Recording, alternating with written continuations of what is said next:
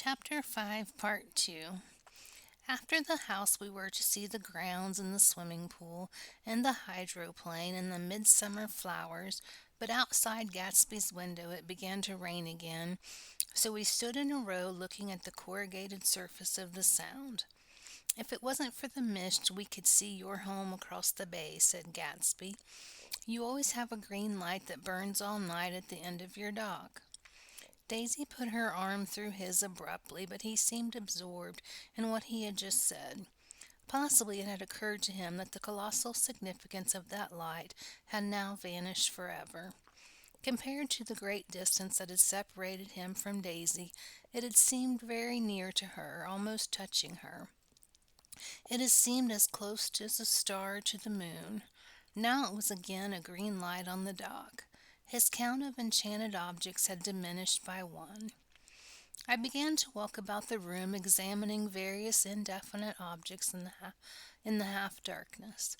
A large photograph of an elderly man in yachting costume attracted me, hung on the wall over his desk.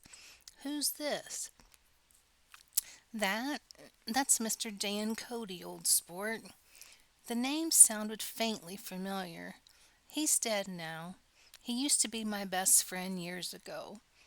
There was a small picture of Gatsby, also in yachting costume, on the bureau. Gatsby with his head thrown back defiantly, taken apparently when he was about 18. "I adore it!" exclaimed Daisy. "The pompadour! You never told me you had a pompadour. Or a yacht."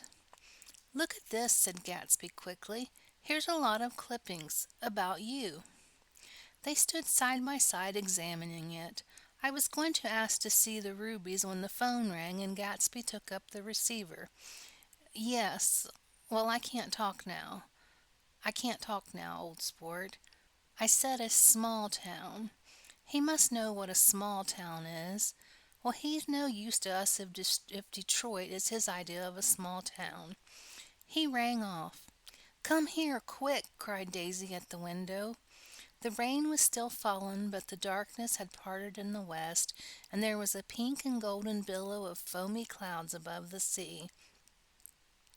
"Look at that!" she whispered, and then after a moment, "I'd like to just get on one of those pink clouds and put you in it and push you around." I tried to go then, but they wouldn't hear of it. Perhaps my presence made them feel more satisfactorily alone. "I know what we'll do," said Gatsby. "We'll have Klipspringer play the piano." He went out of the room calling "Ewing," and returned in a few minutes accompanied by an embarrassed, slightly worn young man with shell-rimmed glasses and scanty blonde hair. He was now decently clothed in a sport shirt, open at the neck, sneakers, and duck trousers of a nebulous hue. "Did we interrupt your exercise?" inquired Daisy politely. "I was asleep," cried Mr. Klipspringer in a spasm of embarrassment. "That is, I'd been asleep. Then I got up." "Klipspringer plays the piano," said Gatsby, cutting him off. "Don't you, Ewing, old sport?" "I don't play well. I don't hardly play at all. I'm all out of "We'll go downstairs," interrupted Gatsby.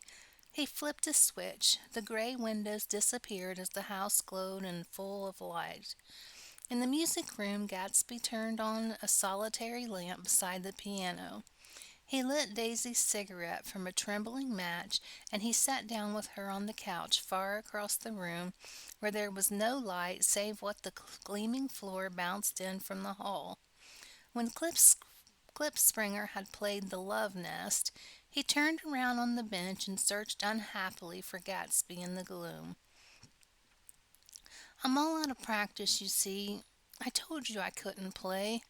I'm all out of practice." "Don't talk so much, old sport," commanded Gatsby. "Play. In the morning, in the evening, ain't we got fun?" Outside the wind was loud, and there was a faint flow of thunder along the Sound. All the lights were going on in West Egg now. The electric trains, men carrying, were plunging home through the rain from New York. It was the hour of a profound human change, and excitement was generating on the air. One thing's sure and nothing's sure, the rich get richer and the poor get children. In the meantime, in between time, as I went over to say good-bye, I saw that the expression of his bewilderment had come back into Gatsby's face, as though a faint doubt had occurred to him as to the quality of his present happiness. Almost 5 years! There must have been moments even that afternoon when Daisy tumbled short of his dreams, not through her own fault, but because of the colossal vitality of his illusion. It had gone beyond her, beyond everything.